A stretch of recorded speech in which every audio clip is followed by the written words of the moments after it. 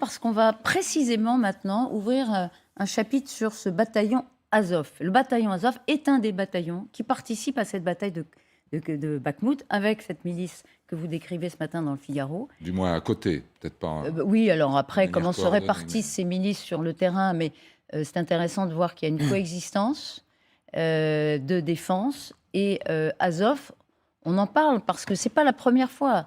Azov, elle s'est illustrée évidemment dans la défense de l'usine d'Azovstal. On la retrouve depuis quelques jours à Bakhmout pour une défense désespérée de cette ville. D'ailleurs, votre journaliste le précise, l'avancée des Russes est inexorable. Elle est limitée, ils se battent, enfin les Ukrainiens résistent pied à pied, mais les Russes progressent. C'est une sorte de grignotage du terrain Ouais. à coups de bombardements massifs. Alors, il ne s'agit peut-être plus de sauver Bakhmout, mais de limiter les dégâts pour ordonner un retrait en ordre, discipliné. En tout cas, on va revoir tout de suite avec vous, Nargis. Bonjour. Bonjour Elisabeth. Nargis Hadji, le bataillon Azov, célèbre. Pourquoi faites-nous leur histoire? Eh bien, on le rappelle, le régiment Azov a été créé en 2014 au moment où la ville de Marioupol venait de tomber aux mains des séparatistes pro-russes. C'est juste après l'annexion de la Crimée. À l'origine, le groupe ne rassemblait qu'environ 800 hommes, des paramilitaires, des volontaires, pour reconquérir donc cette ville de Marioupol. Ils ont grandement participé à la victoire au printemps 2014. Au début de la guerre, en février 2022, ils sont entre 3500 et 5000 hommes. Certains sont à Kharkiv, d'autres à Kiev, mais surtout dans le Donbass, le régime défend pendant plus de 3 mois Marioupol et devient célèbre. À mesure que l'armée russe resserre l'étau sur la ville, les soldats se replient dans l'usine d'Azovstal. Les Ukrainiens demandent au gouvernement de Kiev de libérer ces soldats, de les aider, donc qui sont repliés dans cette usine Azovstal. Après de longues négociations entre Kiev et Moscou, la grande majorité dépose les armes sous la contrainte. Le 20 mai, Marioupol est sous contrôle total des Russes. Aujourd'hui, seulement quelques dizaines de membres du régiment Azov ont été relâchés. La grande majorité, 2000 environ, est toujours retenue en Russie dans des conditions très compliquées. Alors, rappelez-nous pourquoi ce régiment est associé à l'idéologie nazie, Nargis. Eh bien, parce qu'elle a été portée par le noyau historique, en particulier par le fondateur Andreï Biletsky. Il a 42 ans, c'est un suprémaciste blanc. En 2014, il disait par exemple vouloir purifier racialement l'Ukraine. De fait, l'imagerie nazie est utilisée. Leur écusson, le voici, un emblème qui renvoie à l'iconographie nazie, inspirée du symbole d'une division SS, un symbole très répandu chez les nationalistes ukrainiens depuis plusieurs années. Sur Internet, des photos datant de 2014 ont circulé. On y voit des membres du bataillon posés fièrement avec le drapeau nazi juste ici. On voit même l'un des membres ici faire le signe nazi. Le régiment ukrainien Azov est souvent brandi par les pro-russes pour justifier la dénazification de l'Ukraine. Mais quand on interroge les membres du régiment, ils sont unanimes. Ils affirment ne rien avoir en commun avec l'idéologie naziste. L'idéologie russe et leur gouvernement, ce sont eux les héritiers directs du nazisme et du fascisme. Et ils nous le prouvent actuellement. Et bien sûr, leur tâche, c'est de diffamer, et diffamer ceux qui sont les plus dangereux pour eux.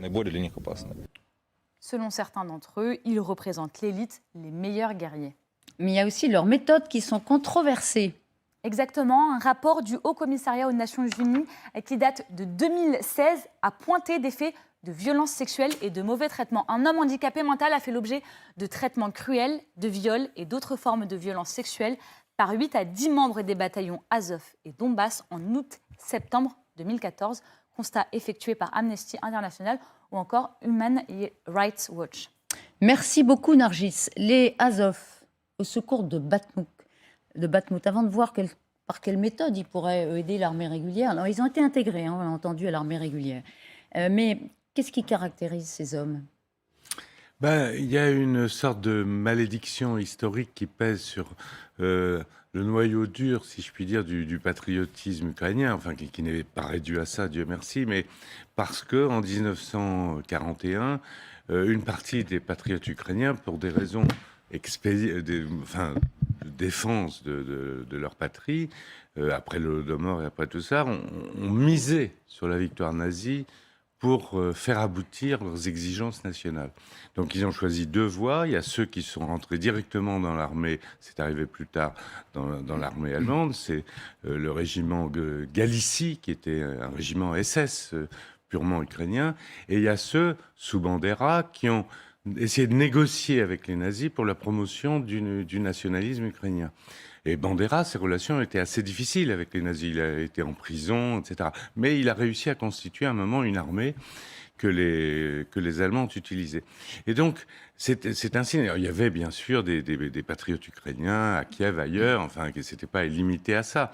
Mais c'est une sorte de malédiction qui pèse sur l'expression armée du patriotisme ukrainien, qui est ce qui s'est passé pendant la Première Guerre, et ce qui justifie dans l'inconscient des Russes la dénazification et tout ça.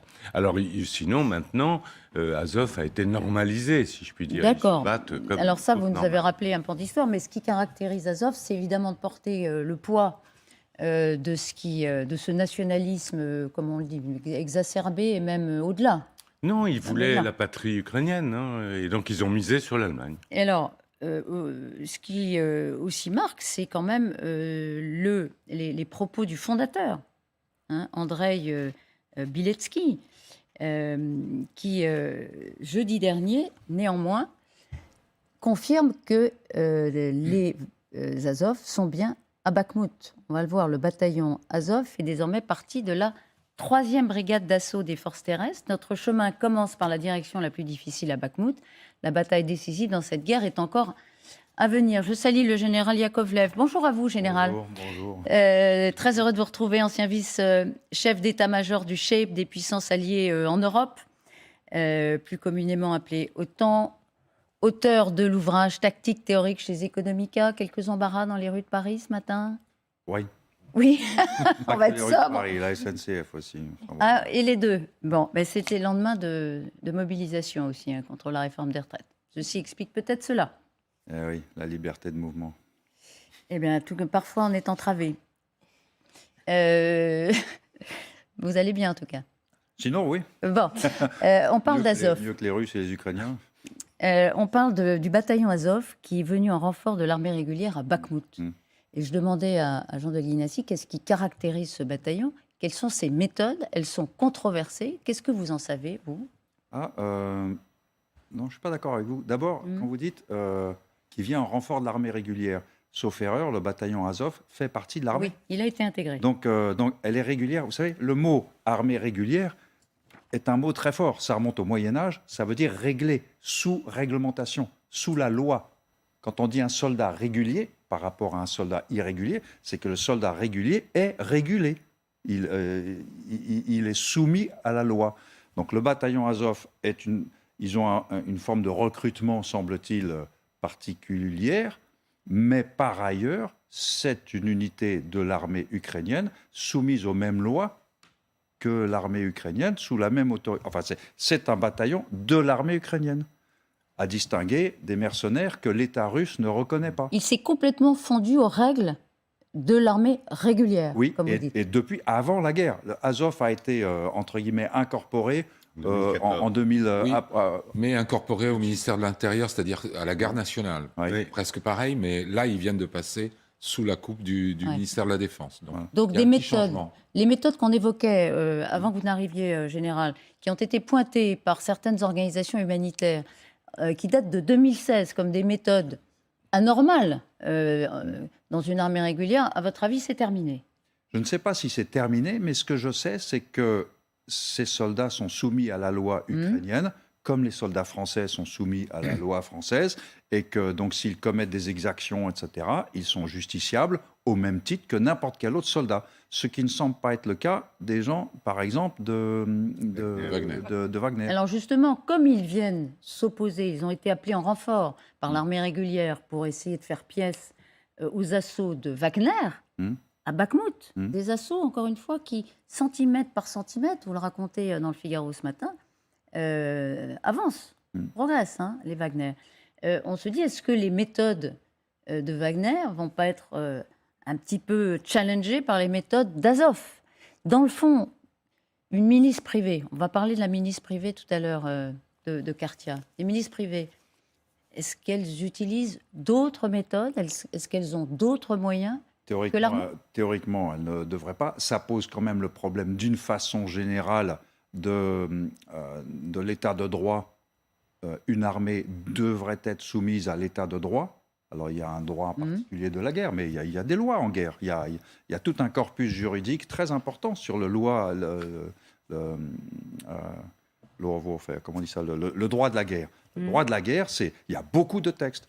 Par exemple, il y a les conventions de Genève que les Russes piétinent joyeusement alors qu'ils les ont signées et qu'il en existe une version officielle en russe.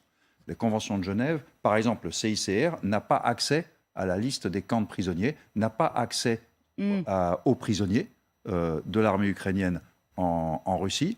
Je connais quelqu'un du CICR qui dit on n'a pas accès. Et quand on met en avant notre mandat international au titre des conventions que les Russes ont signées, eh bien, en gros, on nous envoie péter. Ouais.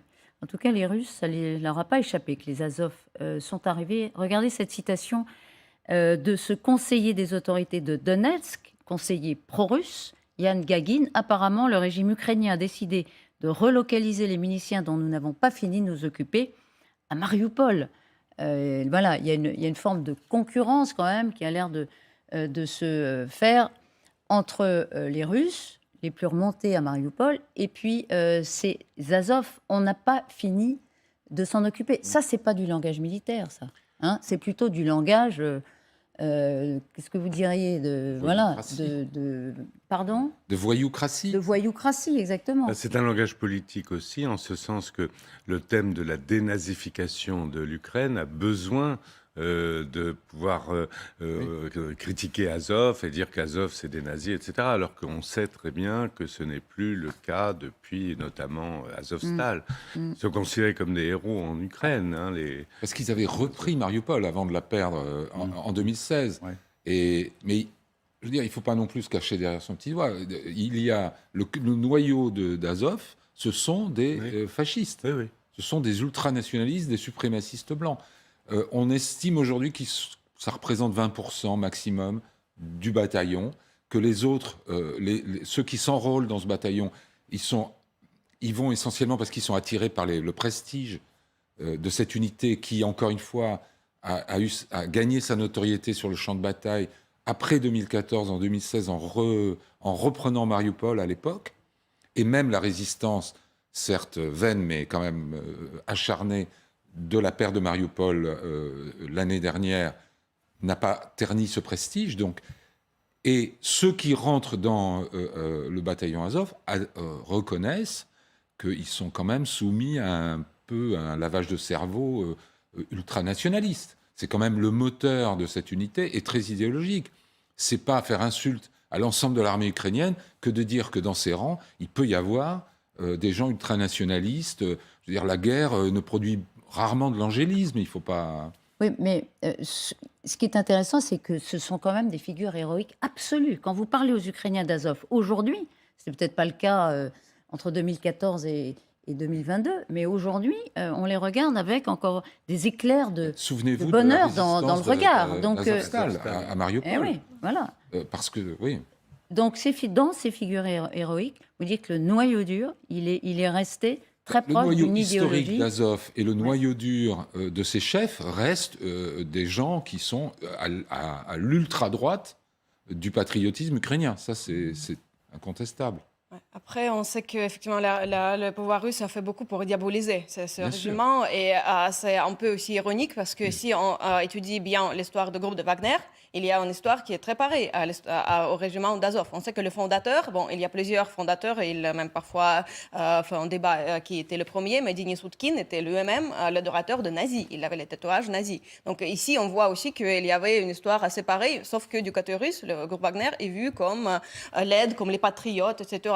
Et même aujourd'hui, si vous allez lire, par exemple, la chaîne, le fil Telegram de groupe de Wagner, vous allez voir des propos qui sont très proches, en fait, à propos nazis, racistes. C'est très proche, oui. Même chez Lavrov, il y a des propos qui ont des connotations. Ça donne des arguments aux Russes. Ouais. ça donne des arguments russes pour Oui. dénoncer évidemment l'Ukraine Mais nazie. bien sûr, parce que il Ouais.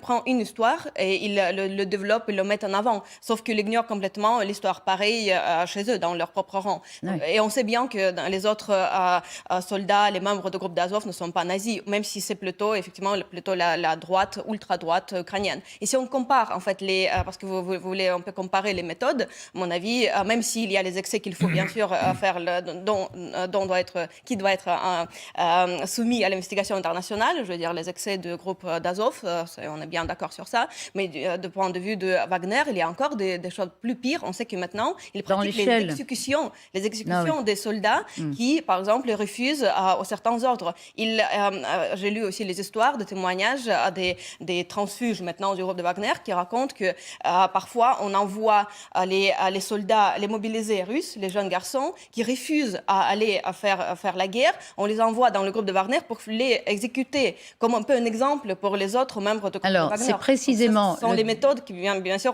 vont au-delà de toutes les normes de la guerre et de l'humanité. C'est précisément le déserteur de Wagner qui a donné une interview à CNN et qui dit exactement ça. Ils ont amené 2 prisonniers qui refusaient d'aller se battre et ils les ont abattus devant tout le monde et les ont enterrés directement dans les tranchées creusées par les stagiaires. Ça, c'est Wagner. C'est vrai que depuis des semaines, on documente les exactions, les crimes de guerre même, parfois des Wagner. Est-ce que... Oui, et pas que Wagner, de l'armée russe d'une façon générale, ce qui ne veut pas forcément dire de toutes les unités de l'armée russe, mais ils ont un style de guerre qui est quand même assez youpi-youpi, si je veux dire. Alors maintenant, sur le côté idéologique, moi j'ai appartenu à une armée où j'avais le droit d'avoir l'opinion politique que je voulais. Alors il se trouve que les miennes ne sont pas extrêmes.